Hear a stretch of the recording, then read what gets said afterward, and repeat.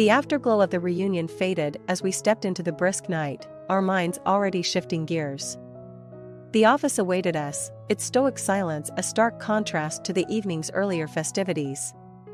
As we filed into the dimly lit briefing room, a sense of purpose replaced the casual camaraderie of the mixer. Here, in this room, we were not former classmates or old friends, we were professionals, each a cog in a well-oiled machine poised for action. The table around which we gathered was an island in the shadowy expanse of the room, the oak surface polished to a reflective sheen under the overhead lights. Our leader, Marcus, stood at the head, his presence commanding attention despite his calm demeanor. The room settled into an anticipatory silence, every team member keenly aware of the significance of the meeting. "All right, team," Marcus began, his voice clear and authoritative, cutting through the tension. "We've been handed our next assignment, and it's not going to be easy. We're tasked with providing security for Ambassador Reynolds during the upcoming Global Peace Summit. The stakes are high, and the eyes of the world will be on us." Murmurs of acknowledgement rippled around the table, a mixture of excitement and apprehension. The name Reynolds was well known, a diplomat who had made enemies and allies in equal measure on the global stage. "Marcus, what's the threat level?" I asked, leaning forward. My role as the tactical lead meant assessing and preparing for any and all potential threats. "It's high," he replied, meeting my gaze. "Intelligence suggests there might be attempts on the ambassador's life. Our job is to ensure that doesn't happen." A heavy silence fell upon the room as the gravity of the situation sank in. Protecting a high-profile target at an event swarming with international delegates was a formidable task, fraught with unseen dangers. "Alex, I need you and John to double down on surveillance and countermeasures. We can't afford any blind spots," Marcus directed, turning his attention to our tech wizard. Alex nodded, his eyes already alight with ideas. "I've got a few tricks up my sleeve. We'll make Fort Knox look like a playground." I couldn't help but smile at Alex's confidence. His technical prowess had saved our skins more than once, and his innovative approaches to security were nothing short of genius. "Everyone else," Marcus continued, "review the dossiers on all known threats. We leave no stone unturned. I want hourly check-ins, and remember, discretion is key. We're not just protecting Reynolds, we're upholding the summit's integrity." The meeting evolved into a detailed planning session, each member contributing their expertise to the evolving strategy. We dissected every possible scenario, from direct assaults to more insidious threats, leaving no avenue unexplored. As the meeting adjourned, the team dispersed, each person lost in thought. The weight of the assignment was a palpable presence in the room, a constant reminder of the lives at stake. Marcus lingered, and I approached him, a question burning in my mind. "Do you think we're ready for this?" I asked, the doubt uncharacteristic but genuine. He looked at me, his expression inscrutable for a moment before softening. "John, I've seen you and the team handle situations most people can't even imagine. If anyone's ready for this, it's us. We've got this." His words bolstered my confidence, a reminder of the countless challenges we'd faced and overcome. As I left the briefing room, the uncertainty was replaced with determination. The assignment was daunting, but we were not just any team. We were a unit forged through adversity, ready to face whatever threats lay ahead with unwavering resolve. The days following the assignment briefing were a whirlwind of activity, with each moment meticulously planned and executed. Our headquarters, usually a place of controlled chaos, transformed into a hive of focused energy. Every team member moved with a purpose, understanding the gravity of the task at hand. In the heart of this industriousness, I found myself working closely with Alex, the genius behind our technological edge. Our workspace was littered with blueprints, laptops, and various prototypes of security gadgets. "John, have you seen the latest encryption protocols I've implemented?" Alex called out from across the room, his eyes barely lifting from the dual monitors in front of him. I walked over, curious. "Let's see what you've got," I replied, leaning in to view the complex lines of code on the screen. Alex began to explain, his words punctuated with enthusiasm. I've developed a new algorithm that's virtually uncrackable. It will secure all our communications during the summit. Plus, check this out, he said, switching tabs to reveal a schematic of a compact surveillance drone. This little guy is equipped with facial recognition software and can be remotely controlled to sweep areas for any potential threats. It's discreet, silent, and efficient. I whistled, impressed. That's incredible, Alex. The drone could be a game changer for us, especially in crowd control and monitoring. Alex grinned, pleased with the reaction. There's more. I've also been working on enhancing our communication earpieces. They now feature noise cancellation and can filter out specific frequencies, making it easier to communicate in noisy environments. Our preparation didn't stop at technological advancements. The physical and strategic training sessions were equally intense.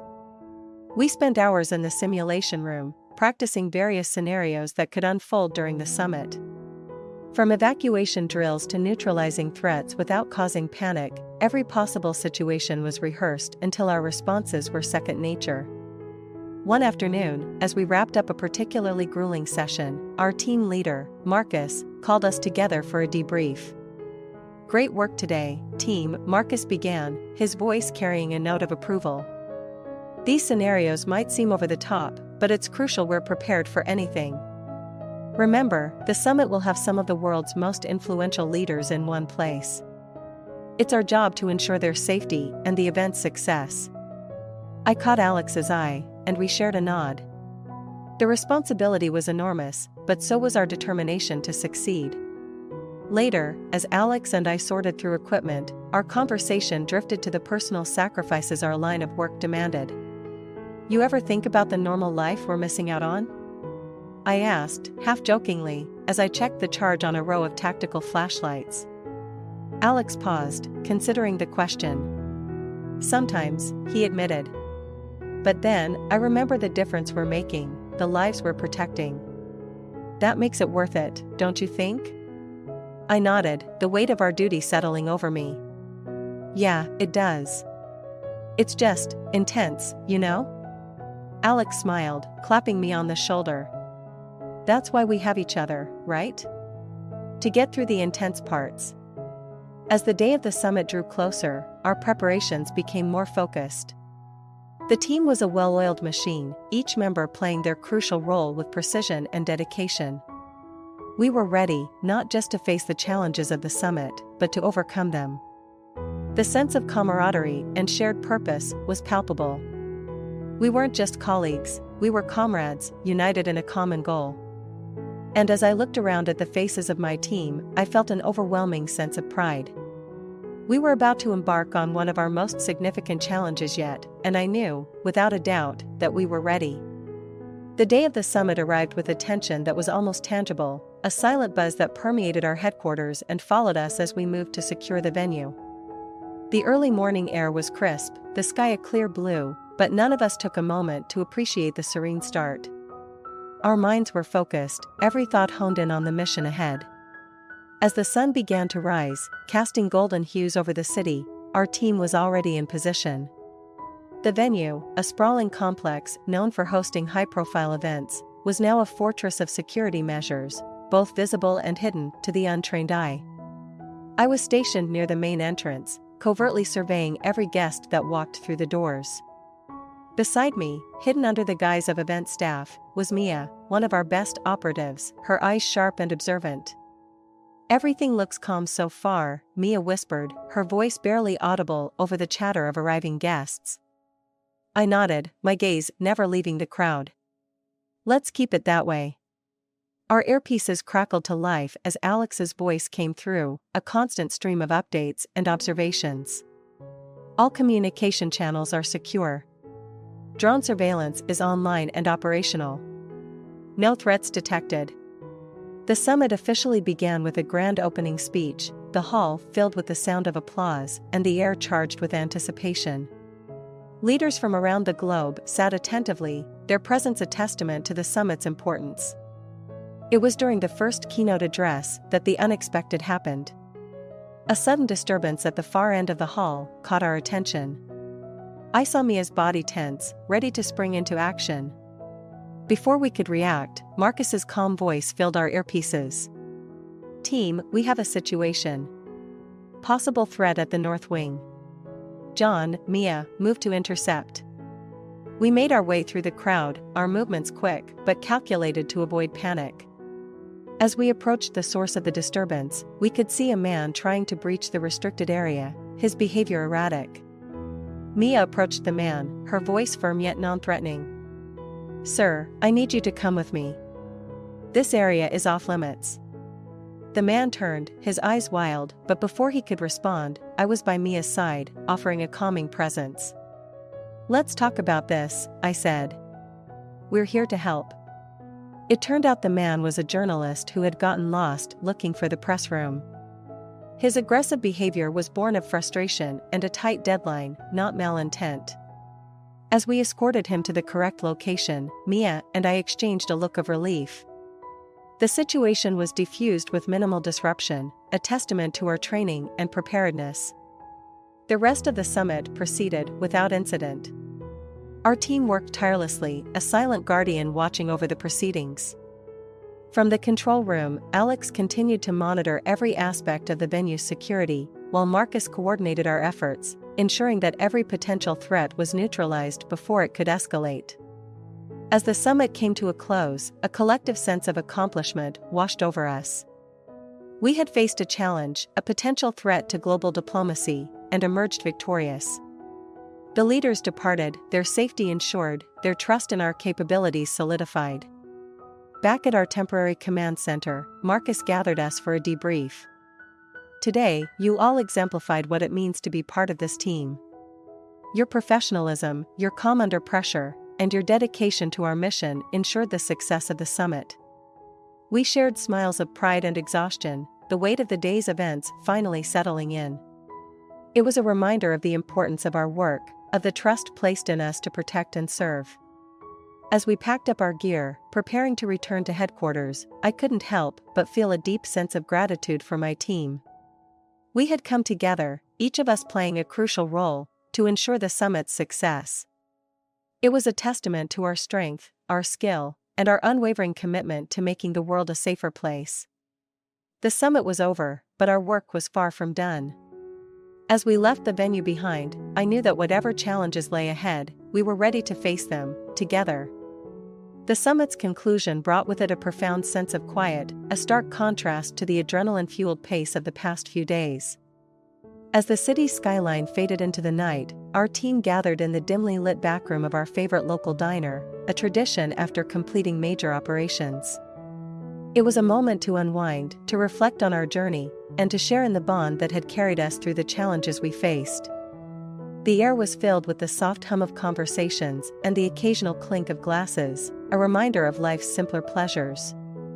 I found myself sitting across from Mia and Alex, their faces illuminated by the warm glow of the table lamp, a sense of camaraderie binding us together.